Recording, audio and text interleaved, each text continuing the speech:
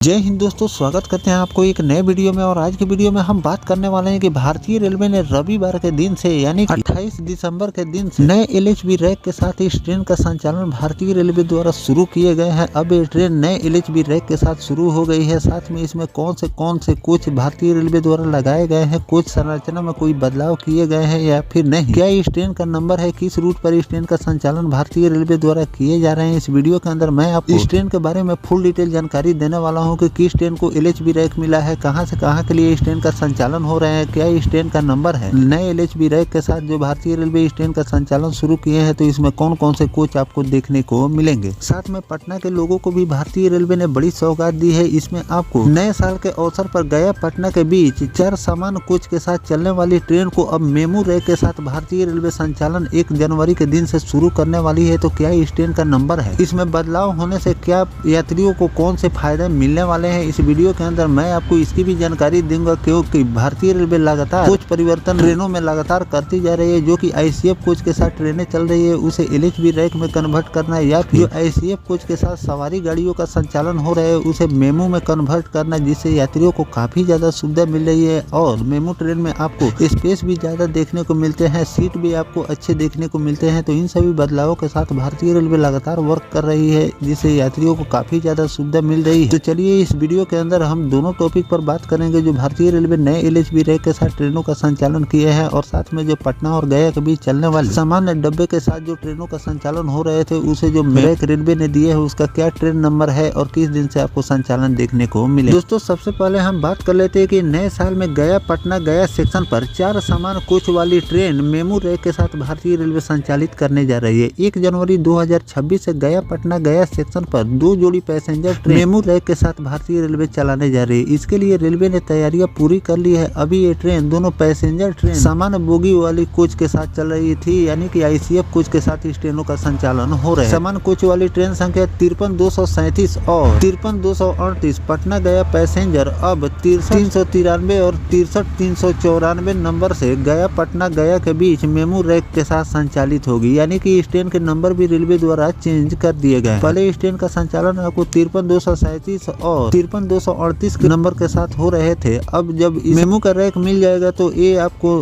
अलग नंबर से चलेगी, जिसका नंबर हो जाएगा 63-393 और 94। इसी तरह ट्रेन संख्या 53-239 और 53-240 गया पटना गया पैसेंजर अब 63-395 और 63-396 बनकर चलेगी, यानी कि इसका भी नंबर रेलवे द्वारा चेंज कर दिए गए। गया पटना गया के बीच मेमू रैक से चलेगी। ट्रेन का स्वरूप बदल दिए जाने से यात्रियों को सफर काफी ज्यादा आरामदायक और सुविधाजनक हो जाएगा। मेमू रैक से पैसेंजर ट्रेन का परिचालन होने से आवाजाही यात्रियों को भारी सुविधा मिलेगी। मेमू रैक की ट्रेन में कई प्रमुख विशेषताएं। तो दोस्तों इस तरह से भारतीय रेलवे पटना से चलने वाली इस सामान्य कोच के साथ चलने वाली इस पैसेंजर ट्रेन को भी अब मेमू रैक में तब्दील कर दिए है। साथ में इस ट्रेन के नंबर भी बदल दिए गए हैं। अगर इस ट्रेन से आपको सफर करना है तो अब आप इंटरनेट पर इस नए नंबर के हिसाब से सर्च करेंगे, तभी आपको इस ट्रेन की पूरी जानकारी मिलेगी। साथ में 1 जनवरी के दिन ये ट्रेन अब नए रैक के साथ चलने वाली है, जिससे काफी ज्यादा लोगों को सुविधा मिलेगी। साथ में त्वरित गति यानी ज्यादा स्पीड भी देखने को मिलते हैं। तो इस तरह के बदलाव भारतीय रेलवे द्वारा लगातार किए जा रहे हैं और आने वाले दिनों में और भी जो आईसीएफ कोच के साथ ट्रेनों का संचालन हो रहे हैं उसको भी भारतीय रेलवे चेंज करने वाली है। अब दोस्तों चलिए जान लेते हैं कि 28 दिसंबर के दिन किस ट्रेन को भारतीय रेलवे ने नए एलएचबी रैक के साथ संचालित की है। तो रामबाग से हावड़ा के बीच चलने वाली विभूति अत्याधुनिक एलएचबी कोच के से लैस हो गई है। 27 दिसंबर को हावड़ा से जो विभूति एक्सप्रेस 1-23-33 प्रयागराज आई वह एलएचबी से लैस। इसी क्रम में रविवार को रामबाग स्टेशन से जो विभूति एक्सप्रेस 1-23-34 रवाना हुई एलएचबी युक्त हो गई। अब रामबाग से हावड़ा के बीच यह ट्रेन एलएचबी कोच के साथ शुरू हो गई। रविवार को रामबाग रेलवे स्टेशन के अधीक्षक अखिलेश श्रीवास्तव ने लोको पायलट अशोक कुमार और ट्रेन मैनेजर आनंद कुमार को माला पहनाकर स्वागत किया। वहीं स्टेशन पर यात्रियों पहुंचाने और उनके परिवार के लोगों को भी